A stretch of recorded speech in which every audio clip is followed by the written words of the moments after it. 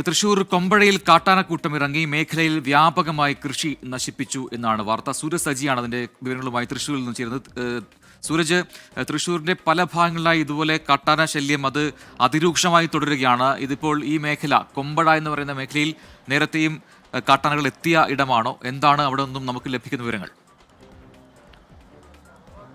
പ്രജിൻ, ഈ കാട്ടാന ഇറങ്ങുന്നു എന്നുള്ളതല്ല ഈ വാർത്ത സംബന്ധിച്ചുള്ള ഏറ്റവും പ്രധാനപ്പെട്ട കാര്യം. ദേശീയപാതയിൽ തൃശൂർ പാലക്കാട് ദേശീയപാതയിൽ കാട്ടാനക്കൂട്ടം ഇറങ്ങി എന്നുള്ളതാണ് ഇത് സംബന്ധിച്ചുള്ള ഏറ്റവും പ്രധാനപ്പെട്ട പോയിന്റ് എന്നുള്ളതാണ്. ഇന്ന് പുലർച്ചെയാണ് ഈ തൃശൂർ അതോടൊപ്പം തന്നെ പാലക്കാട് ദേശീയപാതയിൽ കൊമ്പഴയിൽ ഈ കാട്ടാനക്കൂട്ടം എത്തിയത്. ദേശീയപാതയോട് ചേർന്നുള്ള ഈ ഭൂമിയിലാണ് വലിയ രീതിയിലുള്ള കൃഷിനാശം ഈ കാട്ടാനക്കൂട്ടം വരുത്തിയത്. പിന്നീട് ഈ കാട്ടാനക്കൂട്ടം ഈ ദേശീയപാതയിലേക്ക് കടക്കാൻ ശ്രമിച്ചു. പക്ഷേ ആ സമയത്ത് ഒരു ട്രെയിലർ വന്നതുകൊണ്ട് തന്നെ ഈ ഭയപ്പെട്ട് കാട്ടാനക്കൂട്ടം ഈ റോഡിലേക്ക് കടക്കാതെ പിന്നീട് പകരം ഈ കൃഷിയിടത്തിലേക്ക് മടങ്ങുകയും ചെയ്തു. അതായത് ഈ കുതിരാൻ തുരങ്കം വന്നതിന് ശേഷമാണ് ഈ മേഖലയിലേക്ക് കാട്ടാനകൾ ഇറങ്ങി തുടങ്ങിയത്. നേരത്തെ കുതിരാൻ പഴയ പാതയിലൂടെ ഈ വാഹനങ്ങൾ എപ്പോഴും പോകുന്നത് കൊണ്ട് തന്നെ ഈ കാട്ടാനകൾക്ക് റോഡ് മുറിച്ച് കടക്കാൻ ഒരു സാഹചര്യം ഉണ്ടായിരുന്നില്ല. പക്ഷേ ഈ തുരങ്കം വന്നതിന് പിന്നാലെ ഇത് ഈ ആനത്താരയായി തന്നെ മാറുകയായിരുന്നു. പണ്ടത് ആനത്താരയായിരുന്നു. അപ്പോൾ ഈ ആനകൾ കൂടുതൽ സജീവമായി ഇതിന്റെ മേഖലകളിലേക്ക്, അതായത് ഇപ്പോൾ ഇത് വാണിയമ്പാറക്കടുത്താണ് ഈ കൊമ്പഴ എന്ന് പറയുന്ന സ്ഥലത്ത്, അങ്ങോട്ടേക്കടക്കം, അതായത് ഇവർ പറയുന്നത് വർഷങ്ങളായി ഇവിടെ താമസിക്കുന്ന ആളുകളാണ്. ഇതുവരെ